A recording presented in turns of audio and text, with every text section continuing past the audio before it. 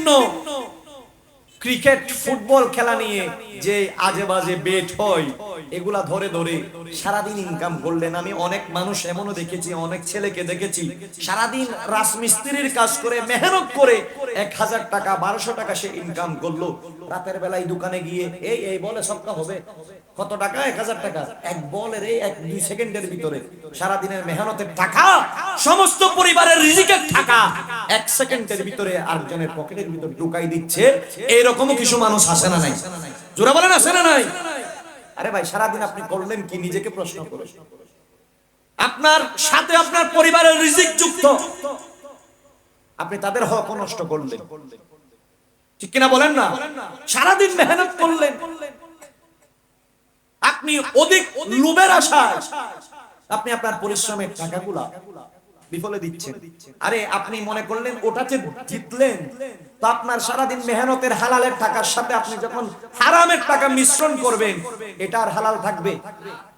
আপনার বুঝতে হইতে লাগবে না হনো, এটার হালাল থাকবে? লাভটা কি? এত মেহনত করেছেন, এটার আপনি ফল তো পেলেন না। সেজন্য বলি, ওই রাস্তায় যাওয়ার দরকার নাই। আল্লাহ আপনাকে শক্তি দিয়েছে, আপনি চাইলে ইয়াবার আসরেও যেতে পারেন। আল্লাহ আপনাকে শক্তি দিয়েছেন, আপনি চাইলে ওই ইয়াবা বাবা এগুলা ফেলে দিয়ে নবী মুস্তাফার মুহাব্বতে আজকের এই মাহফিলে বসে নিজেকে মদিনাওয়ালার প্রেমের সাগরে ভাসাতেও পারেন, ঠিক কিনা বলেন না? সব ফাইসালা আপনার উপর। কার উপর? আপনার উপর। আপনার চেষ্টা করতে হবে। তাকদীর পরিবর্তন হয় চেষ্টার মাধ্যমে, দুয়ার মাধ্যমে।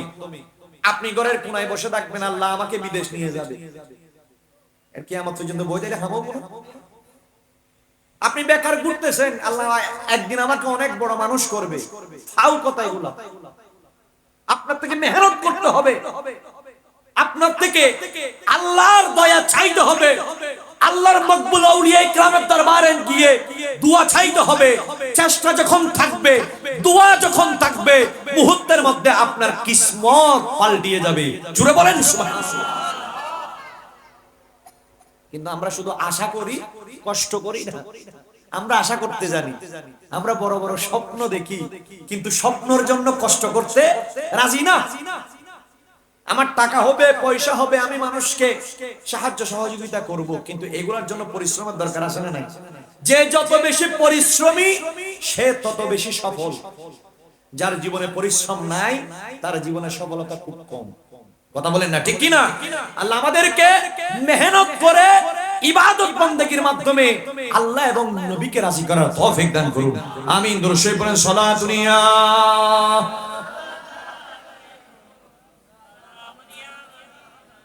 আর মোহব্বতের আওয়াজে সালাতুনিয়া রাসূলুল্লাহ।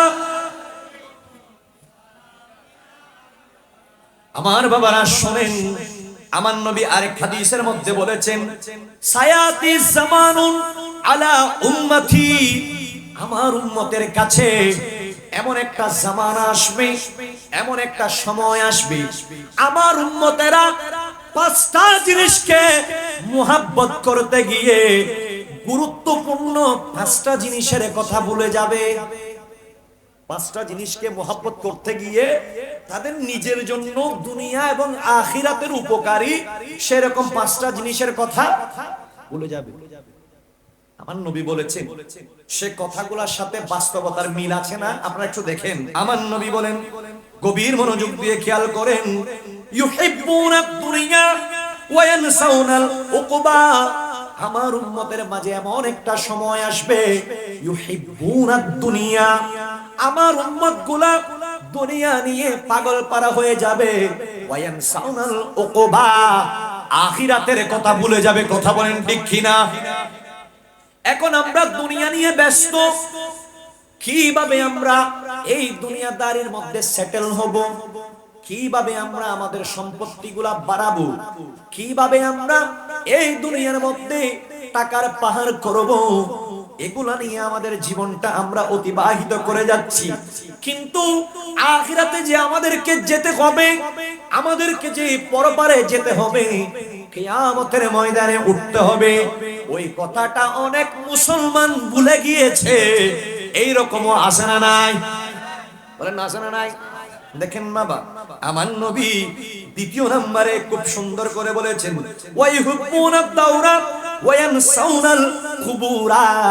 আমার উম্মতের মধ্যে এমন একটা সময় আসবে, ওই সময়ের মধ্যে আমার উম্মতগুলা ঘর বাড়ি নিয়ে ব্যস্ত হয়ে যাবে।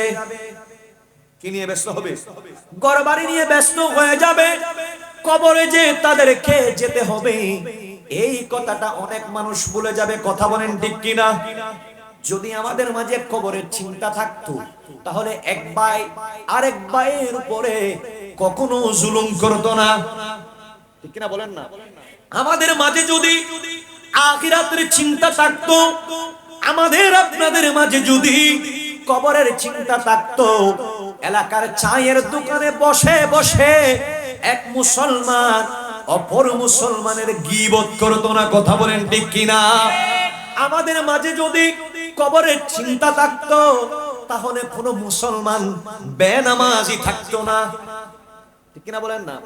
আমাদের মাঝে আপনাদের মাঝে যদি সমাজের প্রত্যেকটা স্তরের মানুষের মাঝে যদি আখিরাতের চিন্তা থাকতো, প্রত্যেকটা মানুষের মাঝে যদি কবরের চিন্তা থাকতো, মুখের মধ্যে দাড়ি রেখে সুদের কারবারের সাথে যুক্ত হতো না। ঠিক কিনা বলেন? অনেকে দেখবেন, আপনারা হয়তো রাগ করবেন, কিন্তু আমার বলতে হয় এগুলা। অনেকে দেখবেন মুখের মধ্যে দাড়ি আছে, কিন্তু আবার সুদের কারবারের মধ্যে র্যাঙ্কিং এর মধ্যে এক নাম্বার। আছে না নাই? বলেন না, আছে না নাই? আপনি যদি হালাল টাকা দিয়ে 200 টাকা দিয়ে একটা পাঞ্জাবি পরে নামাজ পড়েন, টাকা যদি হালাল হয়, সত্যি করে বলেন ইবাদত কবুল হবে কি হবে না? আর আপনি সুদি কারবারের সাথে যুক্ত, আপনার যদি কোটি কোটি টাকা থাকে, ওই টাকা হালাল হবে না হারাম হবে? বলেন না, হালাল না হারাম হবে?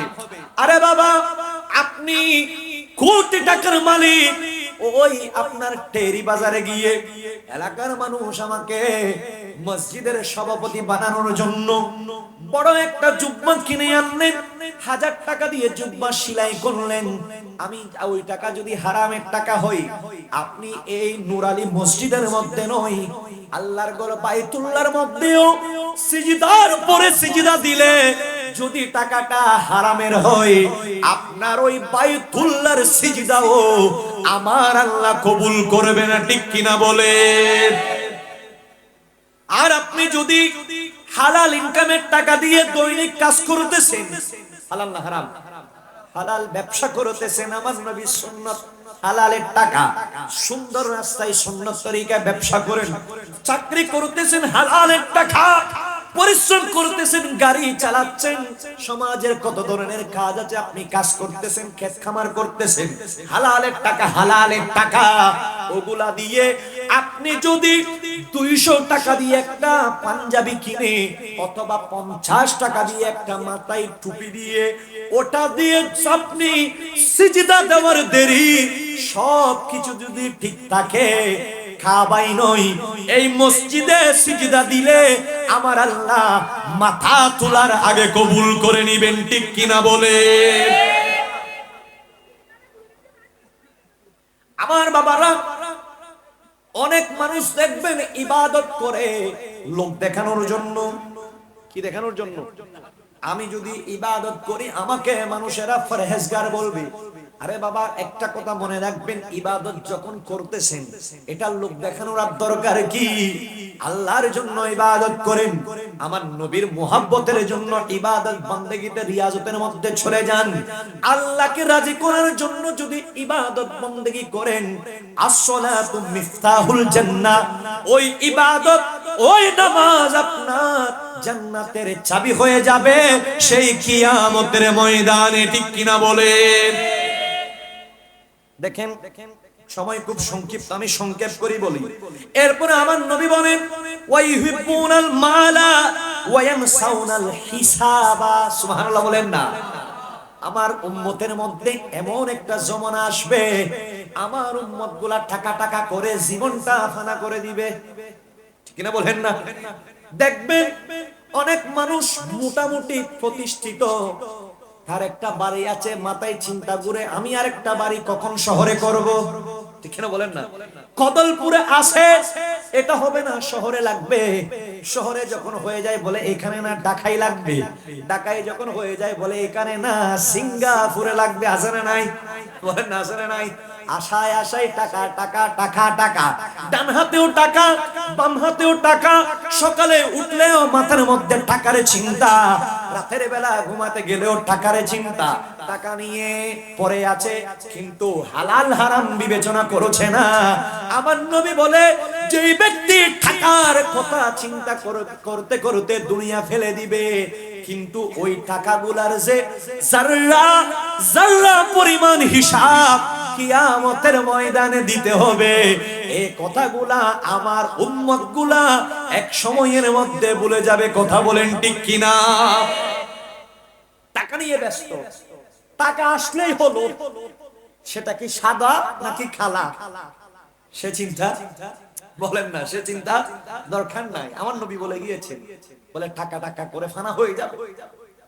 টাকার জন্য মসজিদের নামাজ চলে যাক, চিন্তা নাই, টাকা আসলে হলো। টাকার জন্য এমনও অনেক মানুষ ফানা হয়ে যায়, জুমার নামাজ পড়তেও আসে না, এরকমও মানুষ আছে না নাই?